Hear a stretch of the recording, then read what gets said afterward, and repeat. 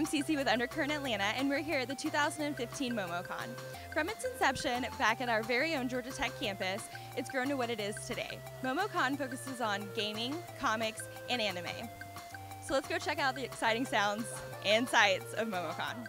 A great feature of Momo Con is meeting some of your favorite artists. They have artists for Marvel, DC, anime, graphic novels, anything you can name. So let's see if we can talk to some of them. We're here with Stephanie Gladden of Girls of Monster Paradise. Do you want to tell us a little bit about your project? Yes, Girls of Monster Paradise is a webcomic that I do, and it basically features girls and monsters, which, as I always say, two great tastes that taste great together, like peanut butter and chocolate. It's sort of a Gilligan's Island premise in reverse. These monsters, you know, the girls all, you know, they take these girls to this island. The girls show up and they love it, and they do what they can to keep from being rescued. So how did you get inspired? Was it from Gilligan's Island and just monsters in general? You know, it's hard to say where I got inspired from. To be honest, what I used to do was go to Trader Vic's here in Atlanta quite a bit. I'm a big tiki-phile, as you can tell. And I used to draw a werewolf a lot, because that comes from the Warren Zevon song Werewolves of London, you know, where he mentions the werewolf drinking pina colada at Trader Vic's. So I would keep drawing it, and then after a while I drew a sketch.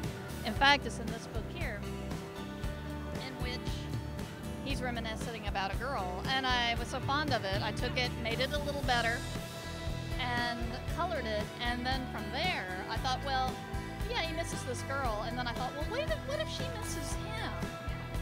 And it went from there, and I started to develop the idea. So it's awesome how you can get a full-blown idea from just a simple napkin sketch. Yeah, that's awesome. It sounds very cool. How do you like being at Momo Con, being an Atlanta native? You know, I like Momo Con. I usually do a lot of sketches at conventions I go to. I haven't done that so much, but people have been very good in buying the comics, including some of my older work.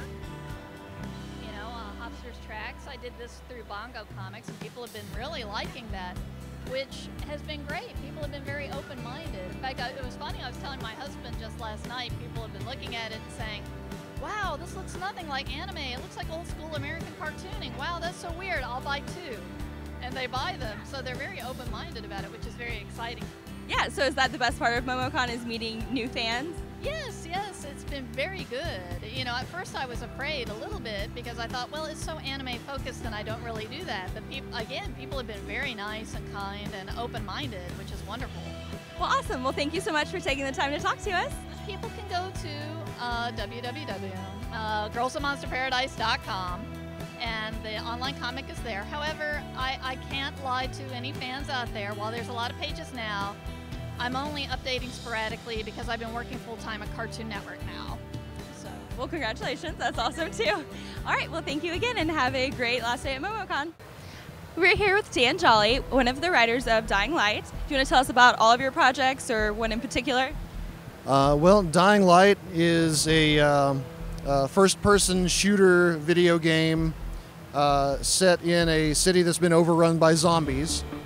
And it's the first one to introduce basically parkour as a combat system, especially versus zombies.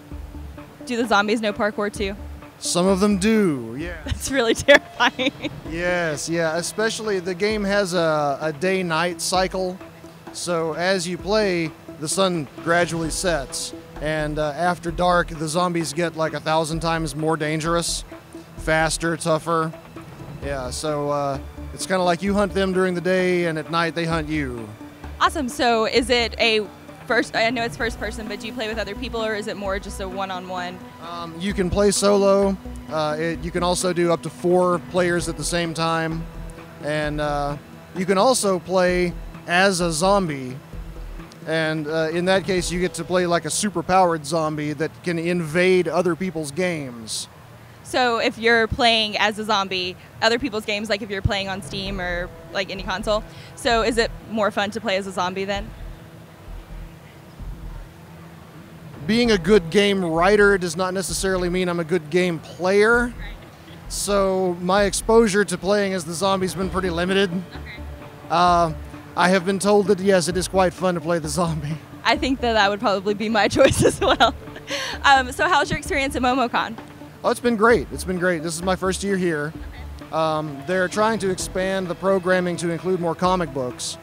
That's where I got my start in comics, and you can see all the stuff here on the table. I wrote all of this. So, you know, it's been really awesome to introduce people to stuff like my creator-owned book, Bloodhound, that they might not have known about otherwise. Awesome. So do you still write comics as well as video games? I do, yeah. Yeah, that and novels as well. I wear a lot of hats. I can tell. So do you have a website or anywhere that you want people to find out more information about you? It's www.danjolly.com. It's actually, you can see it right up there. It's pretty easy. So is meeting your fans the best part of Momo Con, or just kind of the experience all over? Meeting the fans is great. Connecting with other creators is great. I got to meet the creative team behind the webcomic Kamikaze this weekend, and it looks like I might actually be collaborating with them on something. Well, that's very exciting. Well, awesome. Well, thank you for taking the time to talk to us. We're here with Dion Brown, creator of Battle for Zellberg. Do you want to tell us a little bit about your work? Yeah, it's pretty much a 3-part series. We have the first 2 issues done right now, and it's pretty much a take on the Little Red Riding Hood story, and where we just do a little bit more to tell the background of the characters. Mainly, we wanted to tell a little bit more of the wolf side of the story, because he just made out to be just a villain in every other iteration of it. So we wanted just to give a little bit more insight about, you know, the wolf and the characters of the village as well. Awesome. So how did you get inspired to do that? I started on it as a college project probably about 10 years ago, and then it just kind of, you know, sat around, did nothing, and then I got inspired to redo it about 2 or 3 years ago.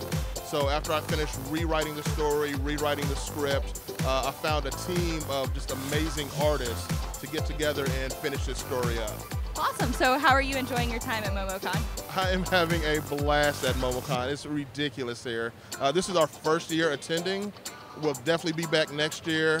So far, everybody has been great, from like our neighbors, the other artists, everybody that's come in here and talked to us has been just an amazing time.